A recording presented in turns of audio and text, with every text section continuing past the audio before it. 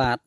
សូមគោរពជំរាបសួរពុកម៉ែបងប្អូនដែលកំពុងតាមដានទស្សនាវីដេអូ Channel កង្កែប3ថ្ងៃនេះខ្ញុំមានវីដេអូមួយទៀតមកបញ្ជាក់ជូនពុកម៉ែបងប្អូនអំពីព្រំបែកក្រោយបានអញ្ចឹងឈ្មោះនេះជាឈ្មោះហៅខាងក្រៅ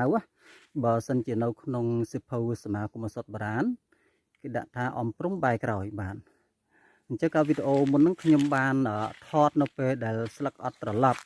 តែពេលនេះស្លឹកត្រឡប់បាទអញ្ចឹងហៅទៅព្រំបែកក្រោយស្លឹកបែបនេះបាទពុកម៉ែបងប្អូននេះ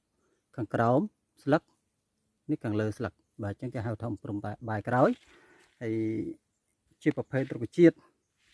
ដើមតូចបែបនេះបាទពុកម៉ែបងប្អូនបាទហើយកន្លែងដែលខ្ញុំថតនេះតំបន់ភ្នំជិតជើងភ្នំបាទហើយឃើញមានដុះនៅតំបន់ដីខ្សាច់ក៏មាននៅដីលបាយខ្សាច់ក៏មានបាទហើយគុណប្រយោជន៍នៃការប្រើប្រាស់ក៏សូមបញ្ជាក់ជូនជាថ្មីថាខាងខ្ញុំយកតែរឹសទេបាទយករឹសទៅនៅក្នុងដីហ្នឹងអាចគាស់យកមកធ្វើជាថ្នាំព្យាបាលធ្លាក់អណ្ដើកបាទសម្រាប់អ្នកមានជំងឺធ្លាក់អណ្ដើកហើយដើមនោះក៏អាចយកមកប្រើការបានដែរបាទប៉ុន្តែមិនសូវប្រើដោយសារតែមិនសូវត្រូវរោគហើយ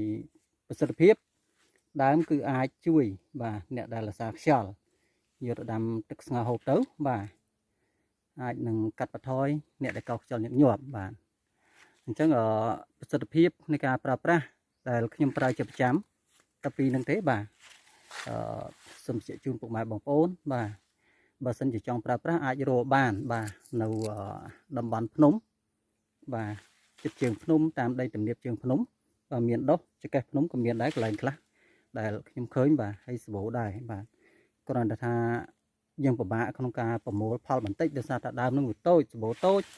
ហើយតូចឬវាតូចហើយយើងអាចយកឬនៅក្នុងដីនោះបាទមកធ្វើជាថ្នាំបាទហើយក៏សូមជម្រាបជូនពុកម៉ែបងប្អូនថាបើសិនជាចង់ប្រើប្រាស់នៅថ្នាំខ្មែរបុរាណបាទហើយរវល់ការងារច្រើនមិនបានរកដោយខ្លួនឯងសូមទាក់ទងមកខ្ញុំតាមលេខទូរស័ព្ទ097 31 13 046 069 30 21 88បាទ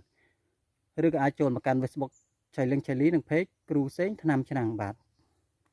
ហើយសូមកុំភ្លេចពុកម៉ែបងប្អូនសូមជួយចុច Subscribe ទៅលើ Channel YouTube របស់ខ្ញុំម្នាក់មួយផងដើម្បីទទួលបានវីដេអូថ្មីទៀត